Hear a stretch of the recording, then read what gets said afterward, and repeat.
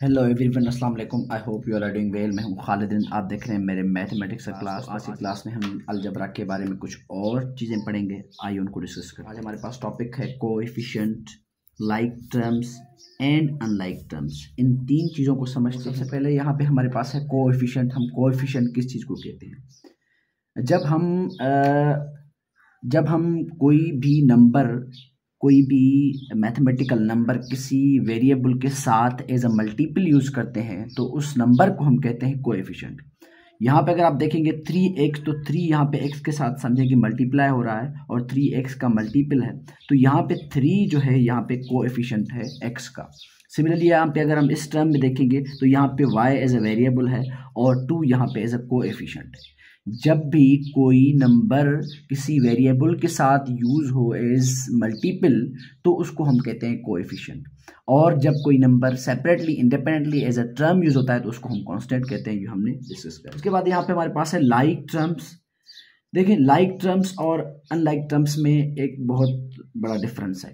वो डिफरेंस ये है कि लाइक टर्म्स में हमेशा जो है वेरिएबल्स सेम होते हैं, उनके जो वेरिएबल्स होते हैं वो सेम होते हैं, जबकि अनलाइक टर्म्स में जो है वेरिएबल्स जो है वो डिफरेंट होते हैं, वो सेम नहीं होते। अब कैसे होते हैं सेम और कैसे होते हैं डिफरेंट, आइए एग्जांपल्स के साथ। यहाँ पे हमने एक टर्म लिखा है 2x, उसके बाद माइनस की साइन दी है, और उसके बाद हमने 4x एक और टर्म है, 2/3x एक और टर्म है प्लस के बाद, और एक और टर्म है हमारे पास प्लस के बाद 5x। यहाँ पे अगर आप देखेंगे इन सब टर्म्स में जो हमने वेरिएबल्स यूज किए हैं वो सब सेम ही वेरिएबल है।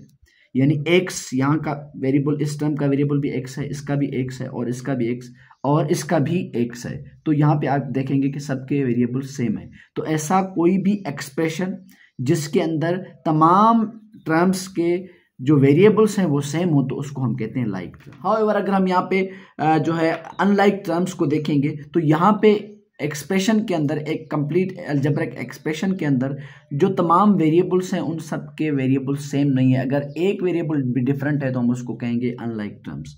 यहाँ पे अगर आप देखेंगे कि 3x प्लस 2y, एक टर्म 3x है, दूसरा टर्म 2y है, और उसके बाद माइनस के बाद 5z है। तो यहाँ पे तीनों टर्म्स के जो वेरिएबल्स हैं वो डिफरेंट है। यहाँ पे x वेरिएबल है, यहाँ पे y है, और यहाँ पे z है। It means they have different variables, so in this case they are called unlike terms. अच्छा, यहाँ पे एक और इम्पॉर्टेंट नोट याद रखें कि जब हम एडिशन करते हैं तो हम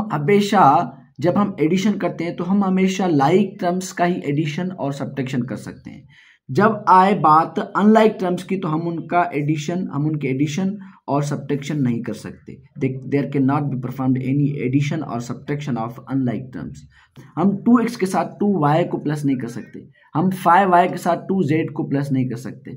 सिमिलरली हम ऐसे ही इनको आपस में से सब्ट्रैक्ट भी नहीं कर सकते। तो लाइक टर्म्स में ही एडिशन और सब्ट्रैक्शन का जो है आपको समझ में आया है। इस किस्म की बना के मुझे होमवर्क में भेज दें।